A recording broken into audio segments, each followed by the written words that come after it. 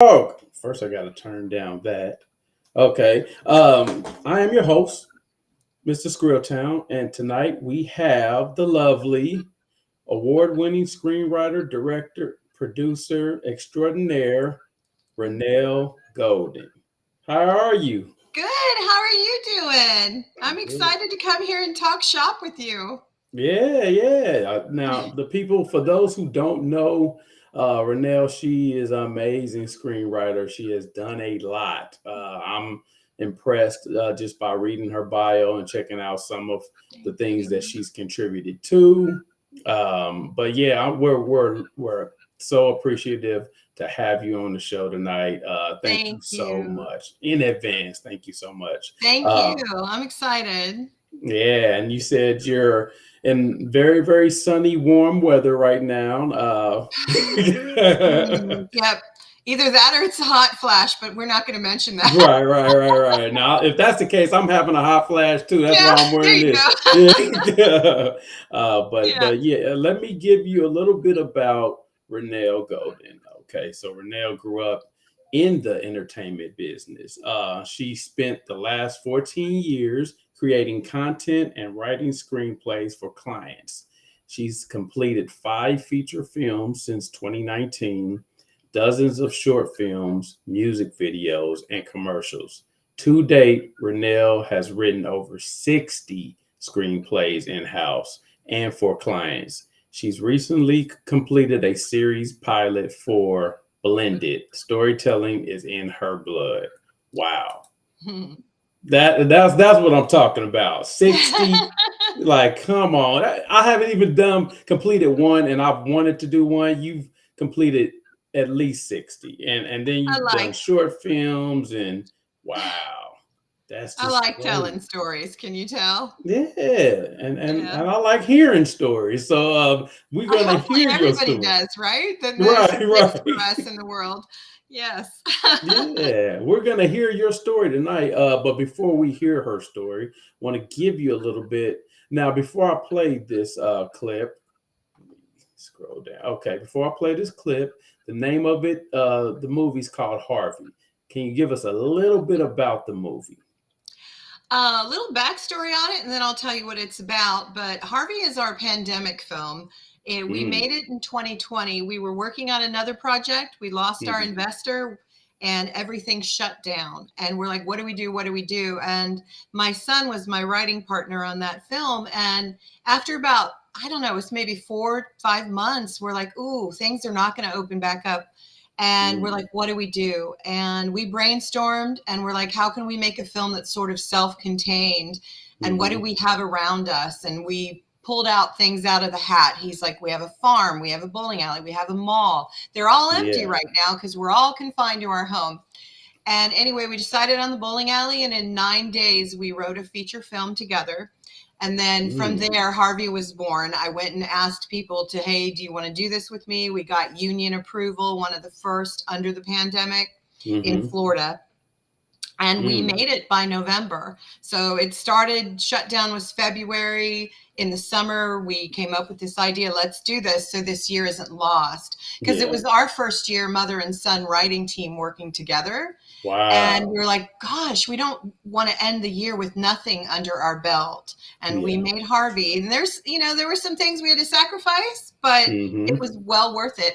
Harvey is basically about a small town guy who just hates his life. He hates being stuck in this small town.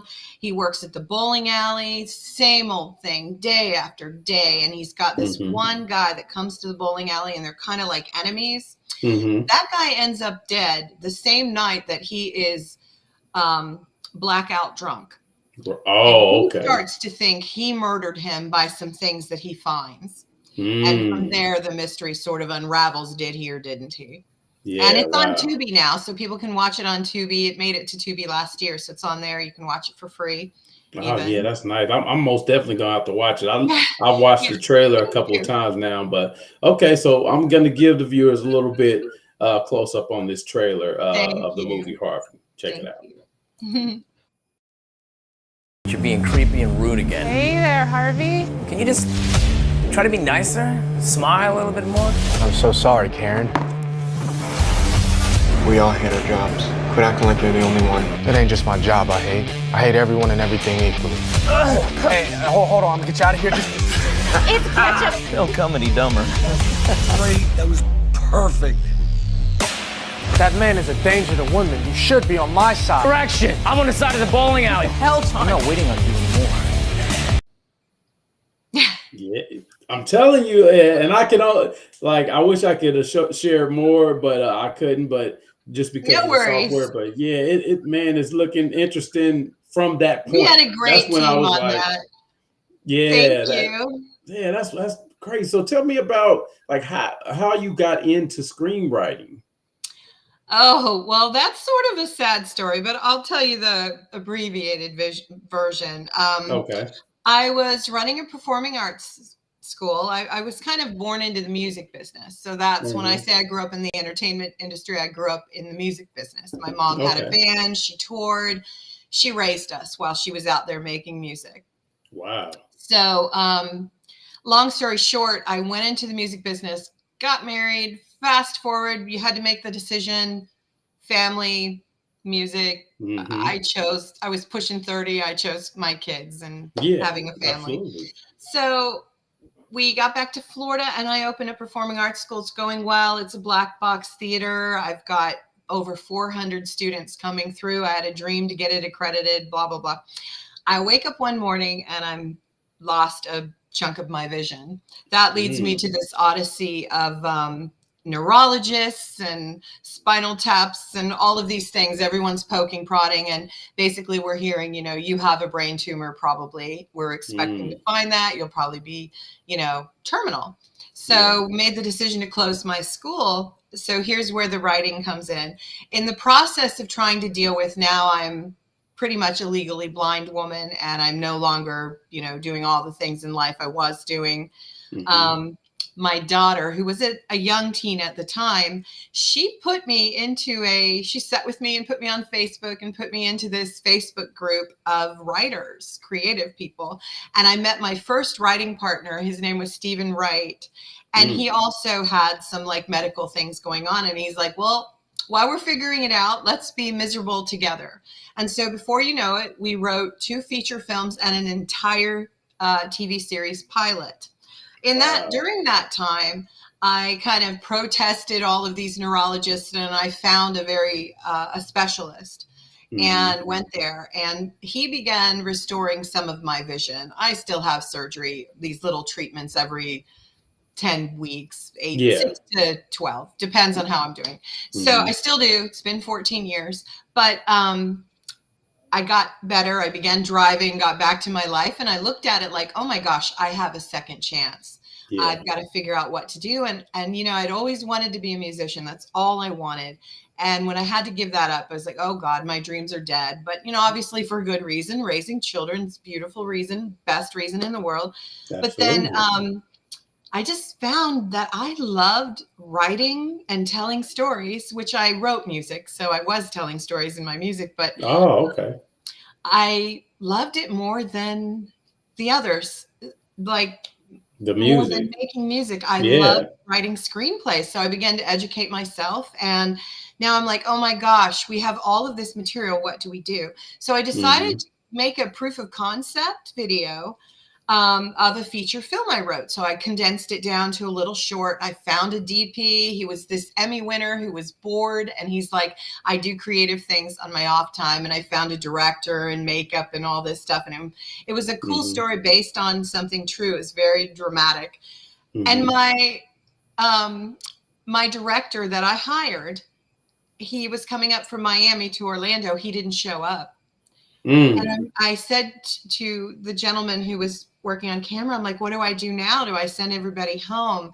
And that launched me, not only from the writing, that launched me into directing. He says, no, I'm going to put you on monitor. You're going to sit right here. You're going to direct this. I'm going to show you what you need to do. And he did. And that was my first time directing.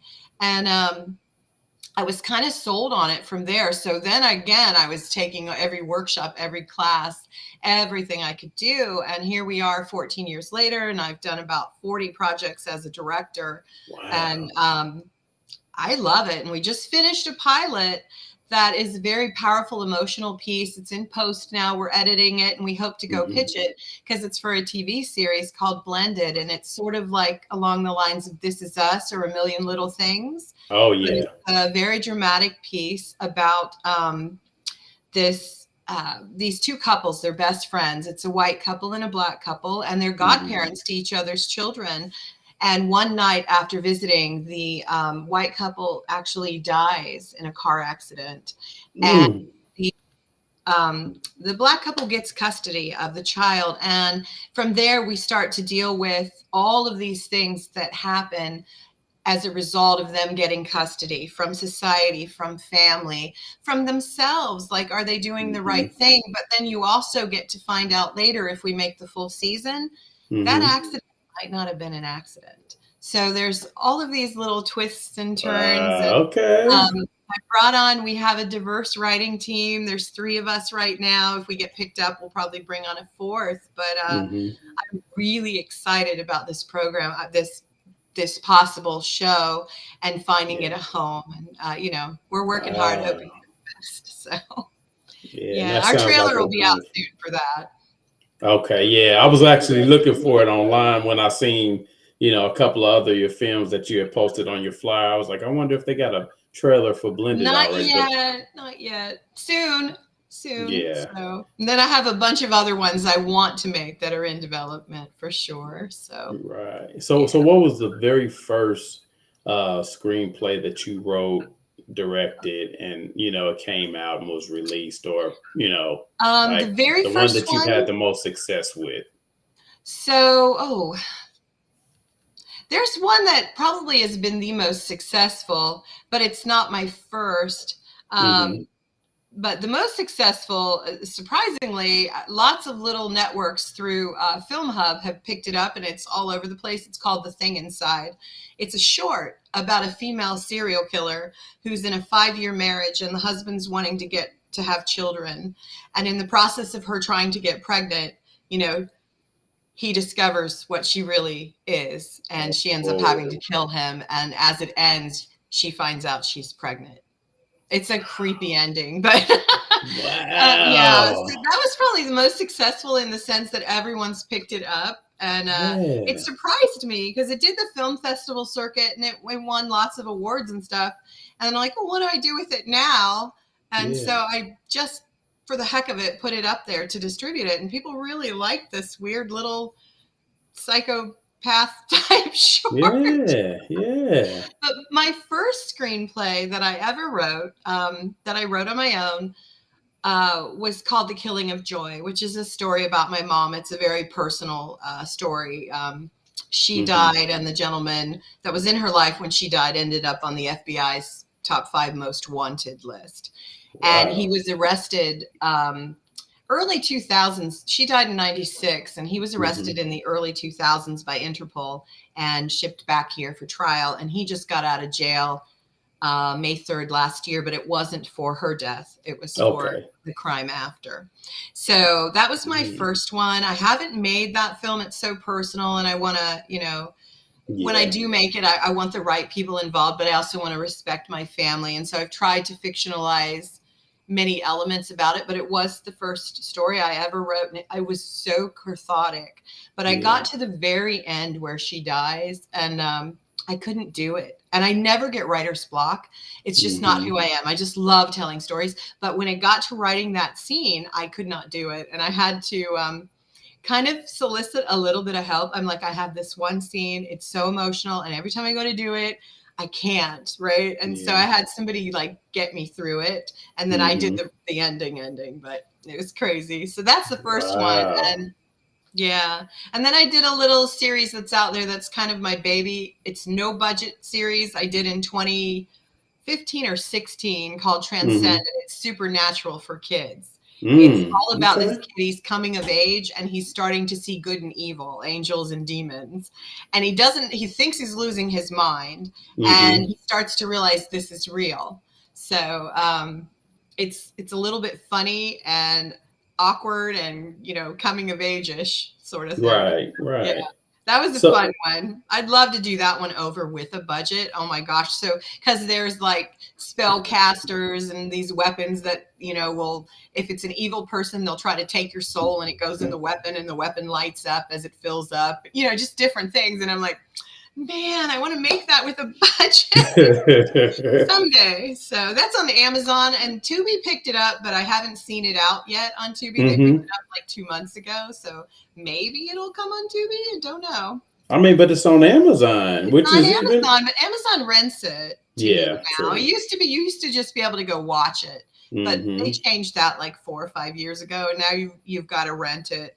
But it's called Transcend. Evil can't hurt you unless you see it. Wow. So going back to the film, well, the story with in regards to your mom, and you said you got to that point where you couldn't go any further and you needed the help. Like, how did you seek out and like how do you pick a person to help you with something like that? So I talked to a few people that I knew that were kind of writers, and I'm like, I need to write this scene and I need some help. And it was just one scene, but I had somebody start the scene for me. I'm like, can you just get me there? And then I kind of took it and finished it.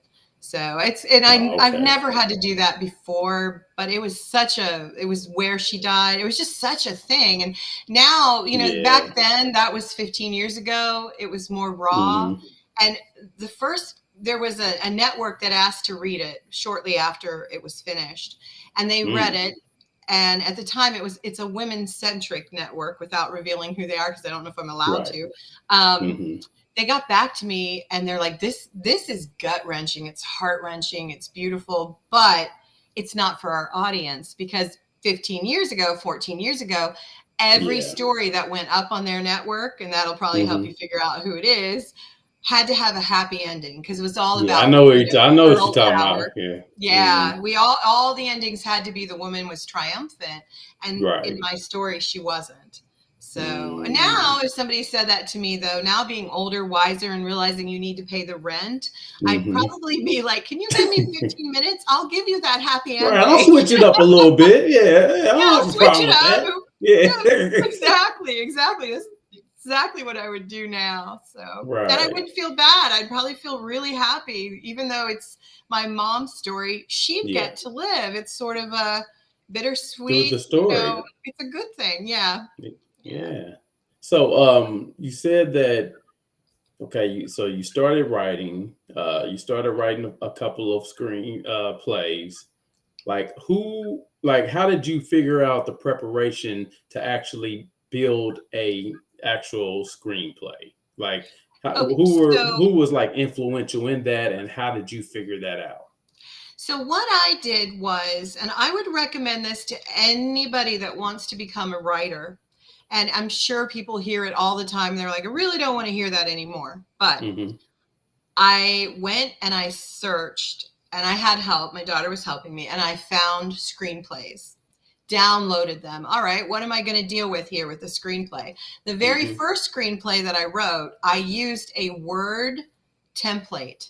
Microsoft Word had screenplay templates. So the first one I wrote, the format was all wrong, and I did a lot of direction you're not supposed to do. For example, in screenplays, you are not supposed to be like, we see the camera pan up the wall. But I wrote a lot of direction like that. Actually, what you're supposed to say is something more along the lines of, going up the wall is a event with a light coming out of it because there's a camera hidden, or just something more part of the story, exposition, because it's up to the director and the DP to sort of take your outline, which is the screenplay, and build where the camera is going to be and all of that. That's their job. And so I learned the first time around that I was kind of infringing on their job. Now, if I am directing it and I know, I might put some notes. I want to see this when I film it.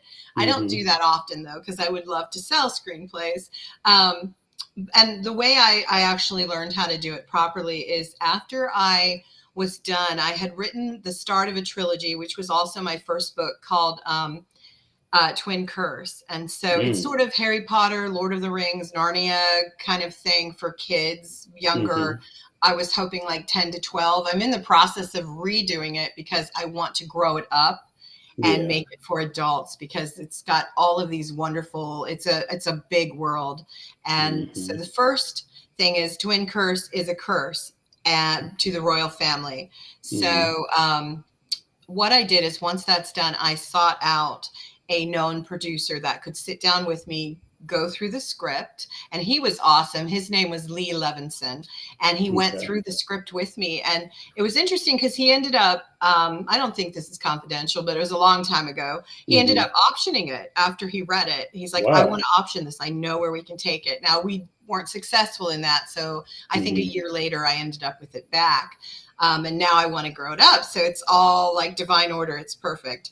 But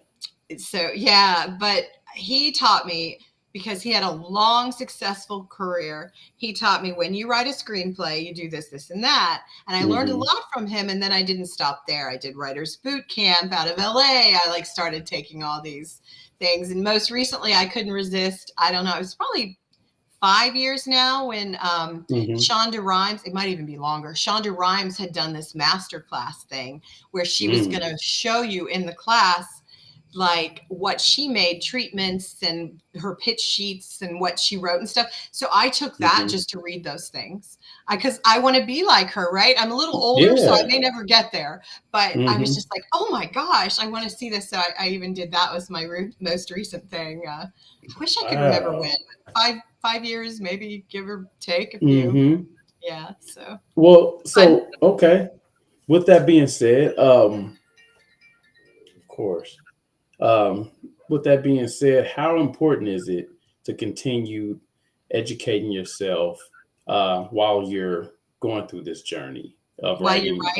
So specifically to writing, I launched a film festival in 2016, and one big thing that we did originally was screenplays.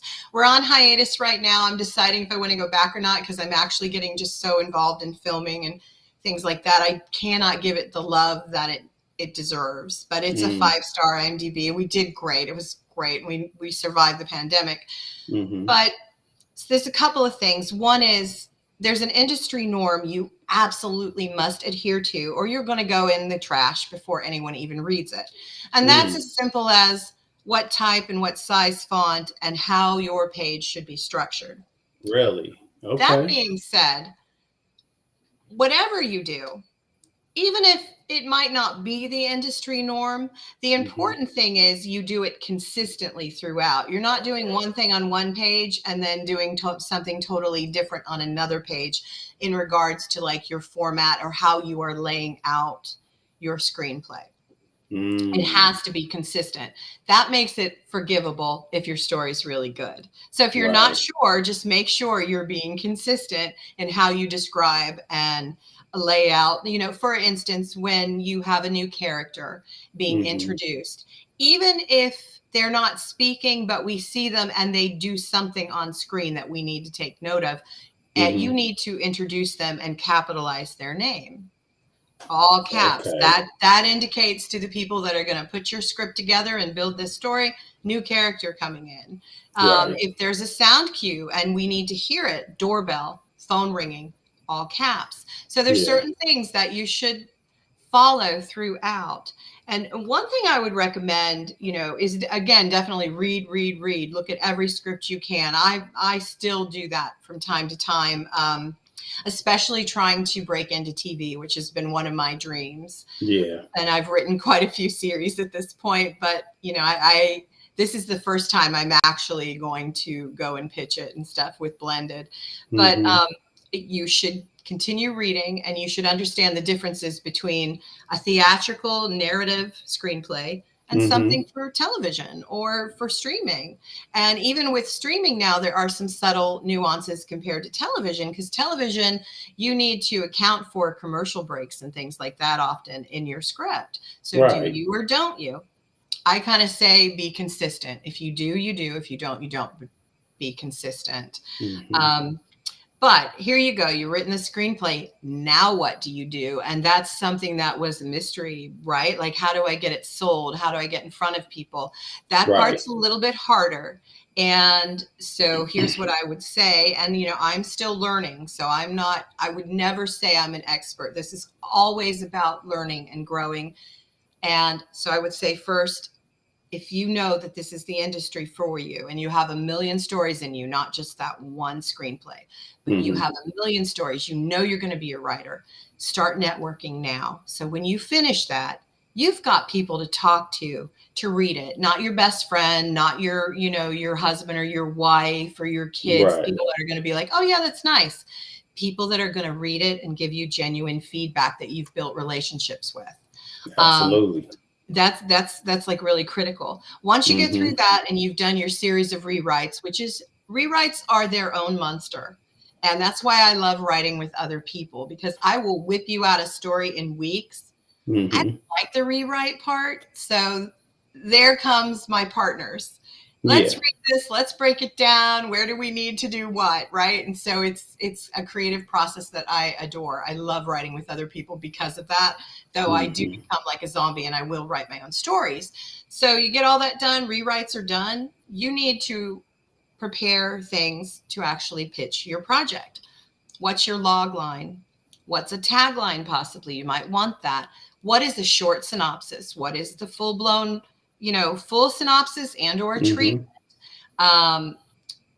You also, I recommend putting together, and you'll see that, like if you look at my profile on LinkedIn or anything, I recommend you put together visuals to spur the interest. So I have posters for my screenplays that are ready for development or up for sale. And I go farther than that.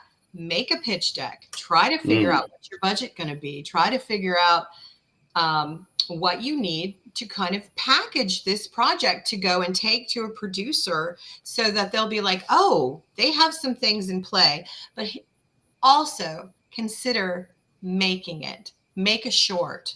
If you have a feature, make a short. If you're not sure people are going to buy your writing or you're really doing what you need to do, then let the first screenplay you write be a short and make it. Nowadays, with so many resources, you can make a short with people that are also building their career, and everybody gets to be a part of something that's going to build your credentials and put forward an example as a writer of what you can write, as a director or a producer or a camera guy of what you can do.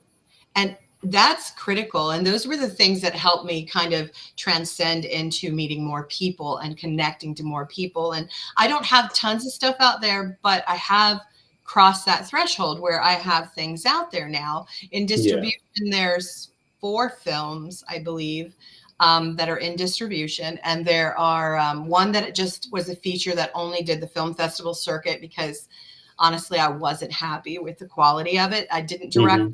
I just produced it and wrote it. So I was like, I'm not sure. But those are all like just kind of things you can do to get to the next level. And one thing, I'm really shy. I know you can tell that right now, right? I actually am. Like in a big crowd, I'm more observant and all that. But one thing I wish I had done more, because I had the opportunities, was the networking. So start it as soon as you can, right? And honestly, LinkedIn is a fabulous place for that. I have met some of the most wonderful people, but even more than just networking with them or meeting them, I get to see what they're doing and the information they're sharing. And so often I'm like, oh my God, I wish I knew that 10 years ago. So, exactly. Once in a while, I'll share a little nugget too, if I have one, but mostly I'm just absorbing it and enjoying learning. So it's a really good place to be. I always tell my son, sign up now, because he just got his AA. He's getting ready to go to UCF. And I'm like, just sign up now. Sign up now. Start getting the fillers out there now. So I always tell people about LinkedIn, tell them that, some of the most successful connections that I've made. So in the last 4 years since I've came back into this has been through LinkedIn. I got a couple of distribution deals the very first year I got Oh, back that's on. amazing. Yeah, right back when I got back on LinkedIn, it was like Sony. I got the You do Orchard deal. music, right? That's your background, right? That and marketing and Oh, cool. consulting. Yeah, I kind of do it all. I love But it. what I will say is that like with you and the pitching projects and stuff like that, like where would you say like if you were to okay, so let's say the Harvey film, like how did y'all prepare for the pitching process? So for Harvey, what we did, once we knew we were going to make it, literally myself and my other producer that was on there with me, Johnny Alonso, we literally started reaching out to all of our connections that were traditional distributors, I should say. Yeah. And we ended up with like 3 or 4 that wanted Harvey.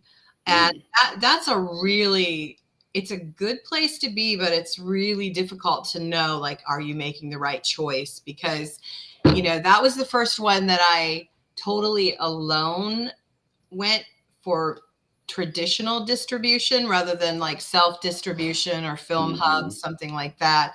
So, you'd be surprised at how many mid-sized to small boutique distributors you can just reach out to them and email them. And Mm. that's what we did. And we ended up with lots of them talking to us. The other thing is once your film is ready, you're in development and you're starting to head, you're in pre-production, you're going to head to the camera's roll. Mhm. Put it up on IMDb because people were contacting me and they always do for my projects out of the woodwork for Yeah. whatever it is. They're like, oh, I see you have this. Do you have a distributor yet? And you Wow. can Okay. vet them and see what their background is and if they're worth responding to. Everybody Mhm. is, in my opinion. Why not keep all those doors open? But you can check them out and respond to them, and that's a great Mm. way too because sometimes it might just come to you. Definitely, you need a YouTube presence, which I'm really Yeah. terrible about social media. Um, Mhm. I have no excuse. I'm trying to think of one. She said, "I have no excuse." Yeah, right now we have That's all somebody right. helping us with Blended, one of the Mhm. leads in the project, because he is amazing with it, and his name's Mm. Troy Williams. So I said, okay, can you do Instagram and these other things for me, at least for Mhm. until I get this through post, So he's doing it right now, and he's marvelous at it. I'm like, yeah.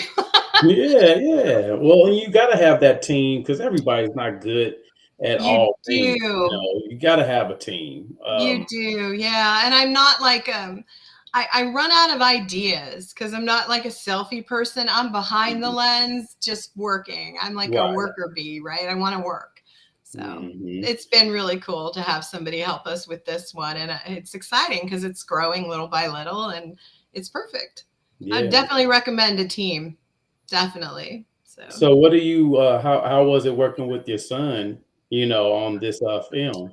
So he mostly does the writing process, and he and I have written a lot of stuff since 2019. Mm. We have a bunch of feature films that we've written, and I love working with him. It's kind of funny because I'm one of those people when I write, I literally will sit at the keyboard and I cannot stop till everything's out of me, right? I Mm. won't feed the kids. I won't go to Mhm. the bathroom. I won't, whatever. I will just be a Yeah. zombie for probably a few weeks, only stopping Mhm. when I have to. He keeps me honest because we have to do an outline. We have to build the characters. We have to, do all Yeah. of these things that you should do. And it makes Mhm. the story better. And then what I'm finding is it's so different than how I was doing when I work alone. What I'm finding is when it's time to sit down and begin the actual writing, it flows Mhm. really nicely because you've already thought it all out and then we bounce things off of each other. And, I'm really proud. Of writing with him. I don't do everything with him. Right now, I'm Mhm. doing a big historical piece with a colleague of mine, and I brought him in like, hey, can you help us do our research? We'll pay you, So Right, right. yeah, so it's fun. I'm like, okay, yeah, it's great. He's going to go into probably computer engineering or science and gaming and Nice. stuff, but it's really cool. And when we're done writing, we sit here and we do like Fallout and we game. Oh, you gamer, you Yeah, gamers, we okay. game, and that's how I hang out with my kids. I'm like, I'm 57 years old, but I'm gonna game. Hey, it's nothing wrong with it. The good thing is that they have. It sounds like they've been inspired by you, because even for him to be writing and you've been a writer for the Yeah, last, you know what I'm saying? It's like that's the one thing as a parent we dream about.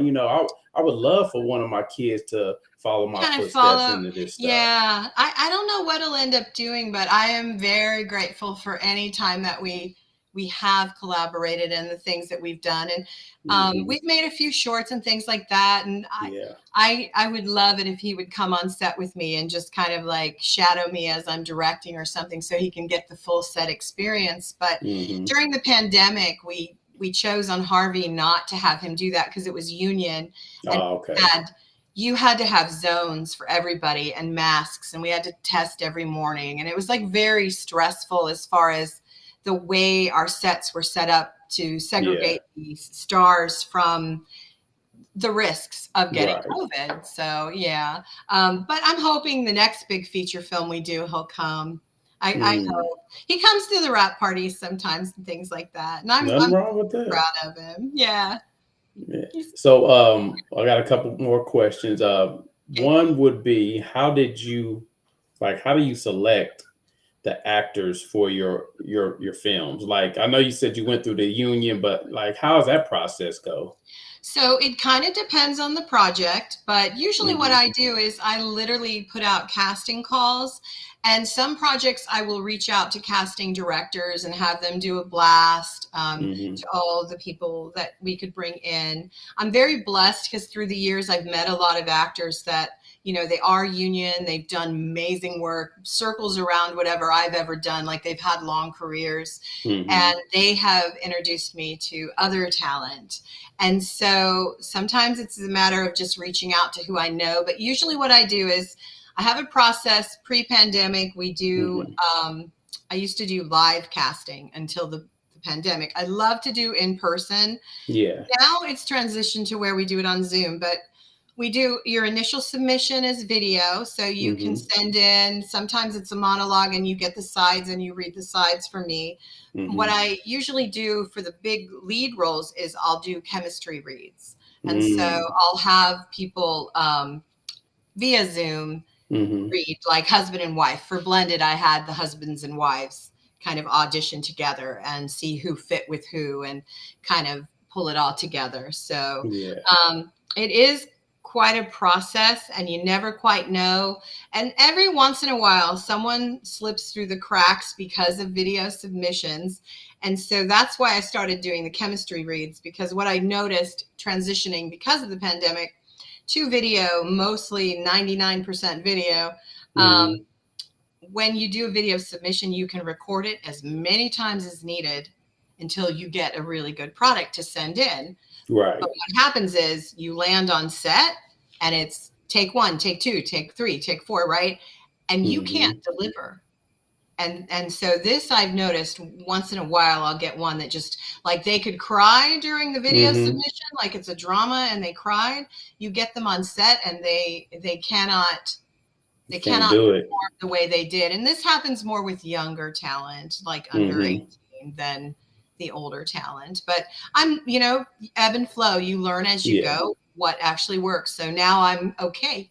You can't get away with that anymore. I need to be sure, and I'm doing the chemistry. You're going to be Yeah. this person's child, so we're going to do a read, and we're going to see how do you get along with them, and can you cry when they scream at you? So Wow. Well, it's funny you said it's like cropping a picture or it is. adding a filter to something. It's like that Yeah. natural picture is always going to be that natural picture, but when you start adding things to it, it's Yeah. not genuine anymore. We all No, do and it, I but understand why they do it because I mean, I like right. to get rid of like my extra chins or my wrinkles. I get why you Hmm. did it. You want to put your best foot forward, but Right. that doesn't help when you're actually making a movie. So I want to Yeah, see yeah. the You flaws. can't do that. Well, No, you can, but I mean, like then the please special don't. effects. You got the Yes, special effects now going. yeah, it's true.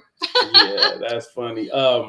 So last question I would ask Okay. is that any aspiring screenwriters, producers, directors out here that are watching this or will be watching this, what type of words of wisdom or advice would you give to them?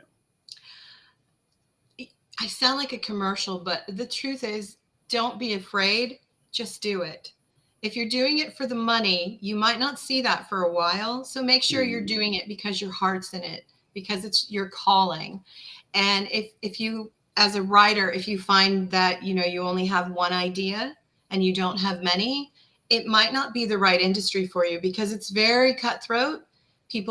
Ideas can be copied just because we can all have the same idea or this or that. So you need to know you can always do something over or do something different should someone take your work or something not work out. It's definitely can hurt you, this industry. It's not always great. And on set, a lot of people's sets are hostile.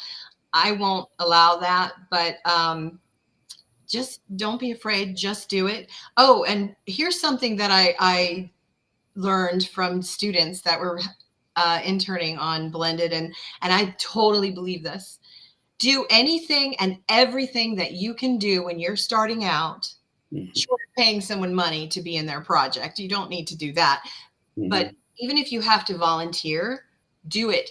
Try to work in every position there is and get credit for every position there is. Can build your IMDb credentials, because in this industry, especially for mid and indie filmmakers and stuff, that's your resume. That's proof that you can do what you say you can do. Everyone goes there, unfortunately. So make sure you do anything and everything, and just do it. Don't be afraid. That's smart. I've never heard anyone put that out there as far as the IMDb, as far as the credits and getting on or being contributing to any project, but that makes a lot of sense, because it's just like anything else.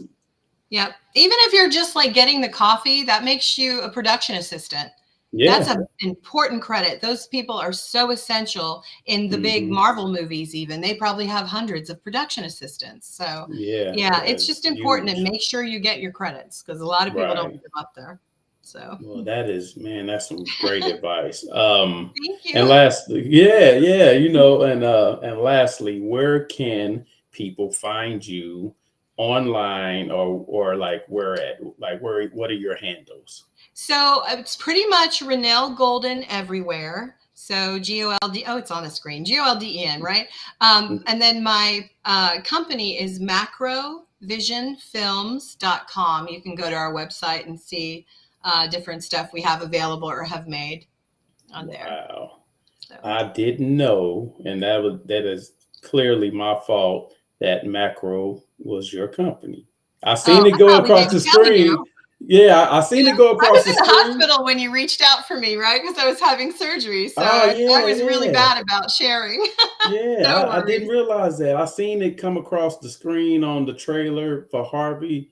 Did not know until you just said it that is actually your company. Well, congratulations. Mine and my son's.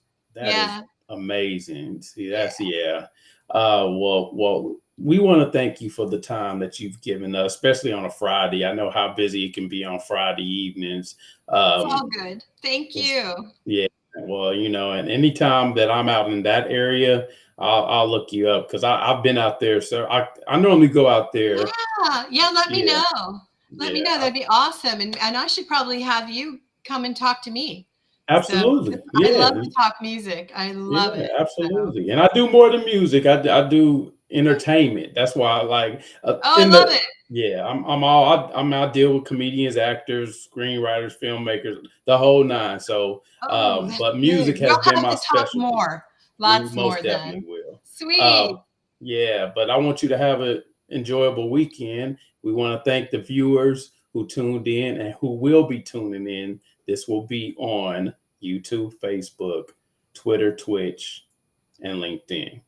So we will have, you can go on any of those and stream it. And then I also normally do a clip on Instagram, like a highlight clip. So thanks again, Ranelle. Thank you. Yeah. And we will see you all.